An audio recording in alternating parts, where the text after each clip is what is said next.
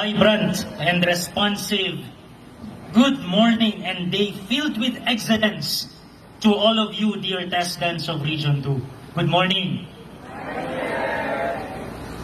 Pagbati at ang aking pagmamahal po sa ating Assistant Regional Director, Dr. Talosig, who is also our Provincial Director of TESDA Cagayan PO, our Provincial Directors, PD Ibay, PD Lucas, PD Dr. Cabrera, and OIC PD Falsis, our TESDA School Administrators, Division Chiefs, our ACE President and officers, our people from down the line up to management, our partners in the private and public sectors, and of course to all Tibet stakeholders of the Cagayan Valley.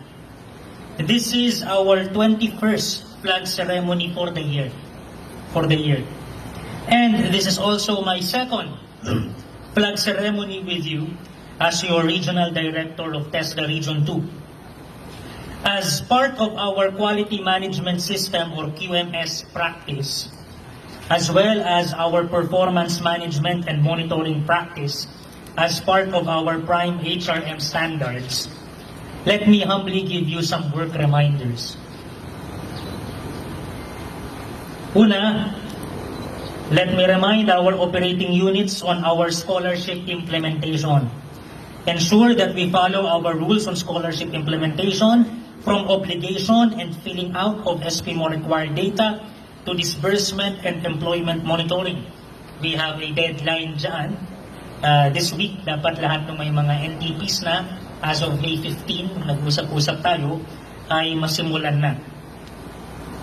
Times reminded, too. So this is my second time I'm reminding you about this.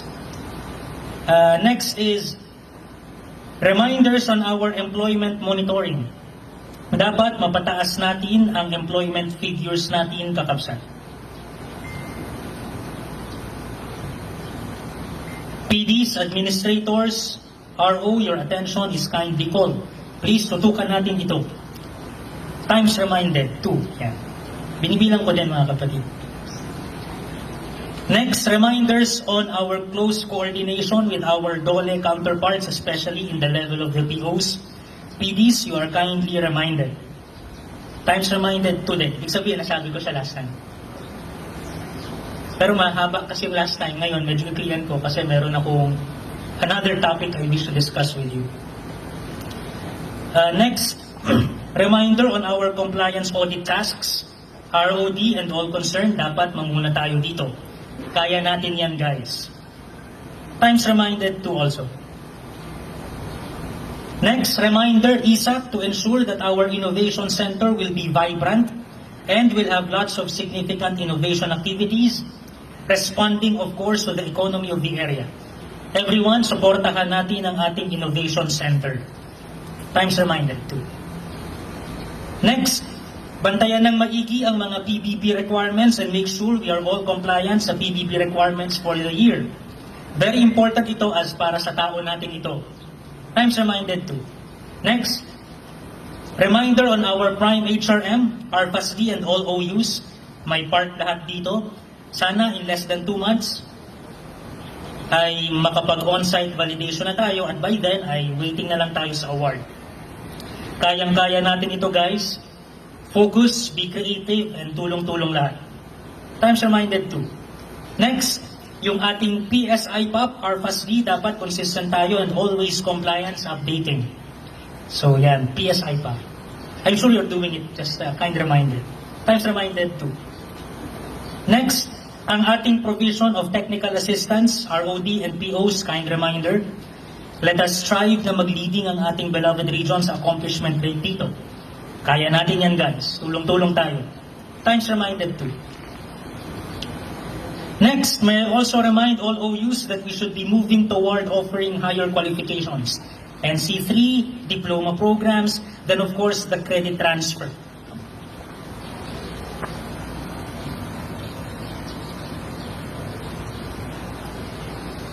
Ang diskarte na natin ay higher qualifications, higher qualifications, higher qualifications, which of course should be area-based and demand-driven. Times reminded too. Next, Ito, this is the first time I'm mentioning this sa flag ceremony. So this is the first time this is going to be used as a reminder. Reminder also to like or follow our FB page, yung TESDA Region 2 Facebook page. And for you to invite your friends to like or follow our FB page also. I encourage you to do this. Di ba we keep on saying, Industrial Revolution 4.0, IR 4.0, IR 4.0, search nyo. Ano ang IR 4.0? Isa dyan, social media. So, if we are advocating IR 4.0, if we are encouraging our students to know IR 4.0, we should also, di ba, use it. And ang TESDA Region 2 official Facebook page natin is part of IR 4.0. So, please like that, follow, pakiusap ko sa inyo yan, and share yung mga posts na nandun kasi we're advocating Tibet. Okay, so times reminded, first time I reminded you about that in our flag ceremony. Next, of course, let me also remind everyone about our regional vision, which is aligned with our transformational Tibet leader. So aligned pa rin naman siya. Transformational Tibet leader vision in the national level. Our vision for our region is, and I quote, a vibrant and responsive Tibet ecosystem in Region 2 with excellence standards. End quote. Ulitin ko. I quote, a vibrant and responsive Tibet ecosystem in Region 2 with excellence standards. End quote. Times reminded too. These among many other tasks. Please know your responsibilities, OU heads and everyone, and remind yourselves always para di tayo mapag-iwanan at palagi tayong compliant. Kaya natin yan. Kaya nyo yan. We are public servants.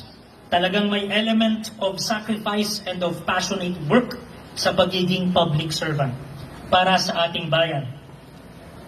Before we greet our birthday celebrants, let me talk about innovation. Innovation, innovation, innovation. It is my hope that all of us TESDans of TESDA Region 2, especially our beloved people who shall directly manage and or who are directly involved in our innovation centers na maging agents of innovation. Tayo mismo dapat innovative. Lahat tayo innovative. So magmamanage tayo ng innovation center, but the question is, do we even know what innovation is in the first place? Diba? So dapat innovation should be some sort of a way of life. According to an article from the Harvard Business School that was written by Michael Boyles, and I quote, simply put, innovation is a product, service, business model, or strategy that's both novel and useful. Innovations don't have to be major breakthroughs in technology or new business models. They can be as simple as upgrades to a company's customer service or features added to an existing product. End quote. Innovation. Let me continue. And I quote, for an idea to be innovative, ito, very important, for an idea to be innovative, it must also be useful. Useful. Creative ideas don't always lead to innovations because they don't necessarily produce viable solutions to problems. So, dinidistinguish, end quote, dinidistinguish ang creativity at innovation. There's a difference. Creativity is important to innovation. But doesn't mean because you're creative, you are immediately innovative. Okay? In short, pinagmuni-munihan ko itong article na mga nabasa ko about innovation. And nasummarize ko siya into this. In short, to me, when we talk about innovation, let us always think of these words. Outlier. Explain ko isa-isa sa inyo yan. Outlier. Improve. Novel. Think over. And solution. Yun, yung mga words na yun. In short, points. P.O.I.N.T.S. Points. So kapag meron kayong tingin ninyo, innovative idea, ask yourself the question, may points ba yan? May points ba yan? Kaya gusto nyo sipon. Meron pa akong isang acronym, sipon naman. Kasi magiging uso na ang sipon, magtatagulan na. Pero mas napili ko yung points kaysa sa sipon. So tanungin ninyo sarili ninyo, may points ba yan? Again, prototype, outlier, improve, novel, think over, solution. P.O.I.N.T.S. Points. Pag sinabing prototype, ang ginagawa dapat sa innovation center natin, may produkto kayong nagagawa. May output, may material output, may prototype. So dapat may material ending yan, yung innovation ninyo. There should be prototypes. Next is outlier. Alam niyo yung outlier, guys? Sa aming futures thinking class, klase ko si PD Perla Lucas dito. Sa aming futures thinking class, merong isang tool na ginagamit ng futures thinkers. May isa silang tool, yung future scenarios tool. Sa future scenario, minamap nila yung mga possible futures. 4 na quadrants yan, 4. Nilalagay nila yung current, yung the used, nilalagay nila yung preferred future, disowned future, yung ayaw nila, at saka yung outlier. Yung outlier is, to me, what's the most interesting actually dun sa 4 na quadrant. Kasi yung outlier, yung mga out of this world ideas eh. Alam niyo yung aeroplano, I'm sure you know the airplane. Nung panahon ni Braveheart, nung panahon ni Lapu-Lapu, siguro pag may nagsalita ng mga panahon na yun na ang tao ay lilipad, baka siya ay pinagtawanan. Tama? Noon-noon pa, siguro yung mga tao na nagsasabi na ang mundo ay bilog, pinagtawanan din. Pero bilog pala talaga, hindi flat. At ang tao ngayon nakakalipad na. Yung outlier, ganon. Let's think of yun, push the limits of your imagination. Teleportation, flying cars, laser blasters. Don't be afraid of outliers because it will push your imagination's limits. So, dapat may ganung drive kayo when you want to be innovative. Outlier. Don't be afraid of the outlier quadrant doon sa future scenarios. So, yun yung outlier. Next is improve. Improve. Pag meron kayong innovation, pag tapos na, huwag niyong iwan sa tabi at tapos na. Balik-balikan ninyo. Baka pwede pang ma-improve yan. It is a constant development. Continuous improvement. Okay? Improve. Novel. Ano ibig sabihin ng novel? Something that is unique or unusual in an interesting way. Yun. So may element of newness sa ginagawa ninyo. Yun ang novel. Think over. Ang ibig sabihin ng think over? May pag-aaral yan. Something na dapat na ginagawa natin sa innovation centers. Dito magkakaroon ng innovation center. May mga pag-aaral na gagawin dun. May siyensya, may science. Let me give you an example. Search nyo sa YouTube. Yung LeBron James Innovation Center sa Oregon, United States of America. LeBron James Innovation Center. Ang focus nila, sports science. Sports science. Doon sa Innovation Center nila, meron silang treadmill na may mga monitor at camera na yung mga kliyente nila tatakbo doon, maglalakad doon, tatakbo doon. Kasi iba-iba ang lakad, iba-ibang lakad nyo sa lakad ko, ibang paraan ng paglalakad ninyo, ibang style ang paglalakad ninyo, iba ang paglalakad ko, iba ang pagtakbo ko, iba ang pagtakbo nyo. May mga stress points sa katawan ko na iba sa inyo. Pag naglakad, yung kliyente nila doon sa treadmill na yun, na-identify yung specific na stress point sa katawan, sa paa, and they can design customized Nike shoes. Yun yung novel component nun. Bawat customized shoes, depende sa tao, is a novel component in itself. So, yun yung siyensya, pinag-aaralan. Ganyan dapat sa innovation center natin. May mga ganyang klaseng pag-aaral. Think over. Think over. And then yung last na letter, yung solution. Solution. Ibig sabihin dapat, meron kayong claim for significance. Paano nakatulong sa ekonomiya yung innovation ninyo? Paano nakatulong sa value chain ng food processing yung innovation ninyo? O ano ba pag food processing? Pagpapatuyog ng mga pagkain. So step 1, step 2, step 3, step 4, bago kayo mag-come up with a certain product. doon sa mga steps na yon in the value chain of that food processed product, saan dyan ang may problema, where you can help to increase value. Siguro sa pagpapatuyo, kasi ginagamit bubong. Anong po pwedeng innovation ang maitulong ninyo para mas maging madali yung part na yun ng value chain, ng food processing towards that certain food processing product? Yun. So, paano nakatulong sa ekonomiya? May value, may claim for significance. Solution. It should be a business solution. So, yan ang mga pag-isipan natin when we have innovative ideas, when we work on innovation activities. Again, ulitin ko, prototype. Sabayan nyo ako. Number 1, prototype. Pangalawa, outlier. Pangatlo, improve. Pang-apat, novel. Pang-lima, think over. Pang-anim, solution.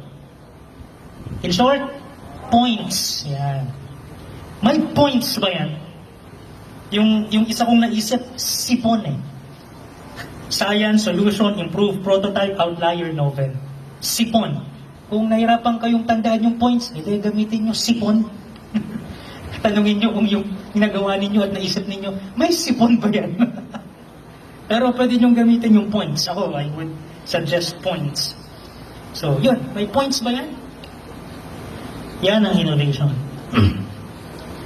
Yung sinasabi ko na outlier, that's based on the handbook written by the Asian Development Bank entitled, and I quote, Asian Development Bank, yes, ADB, entitled Futures Thinking in Asia and the Pacific. So you can read that. Futures Thinking in Asia and the Pacific. Okay, for our birthday celebrants for the week, from today, May 2022, to the coming Sunday, May 28, wala bang happy birthday song dyan? Yan, ang isa ko pang suggestion. Pag may nandun na sa part ng birthday greeting, mag-play tayo ng happy birthday song. Happy birthday to... Sino ang unang may birthday? Sa regional office, from the FASD, si Florence S. Talyud. Ma'am Florence, happy birthday, Ma'am Florence. Saan si Ma'am Florence? Ma'am, happy birthday. Ang birthday niya ay... Oh, basta this week. Ang susunod sa LIT, dalawa sila. Happy birthday, Sir Ferdinand Corpus. Happy birthday. And Ma'am Brendalyn Asuncion.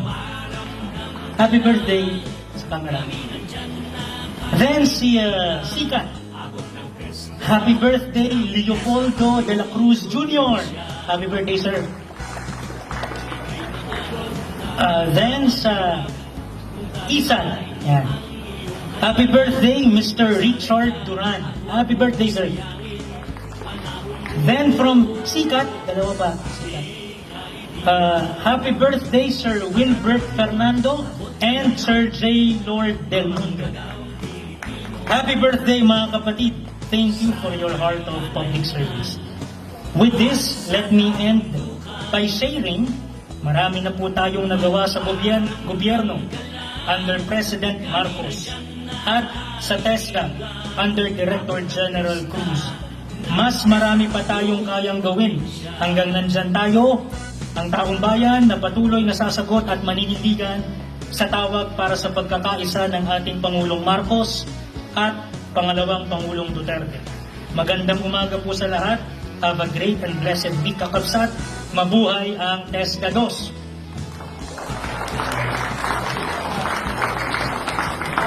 Huwag natin kalimutan yung ibig sabihin ng DOS, ha? Delivering optimum service.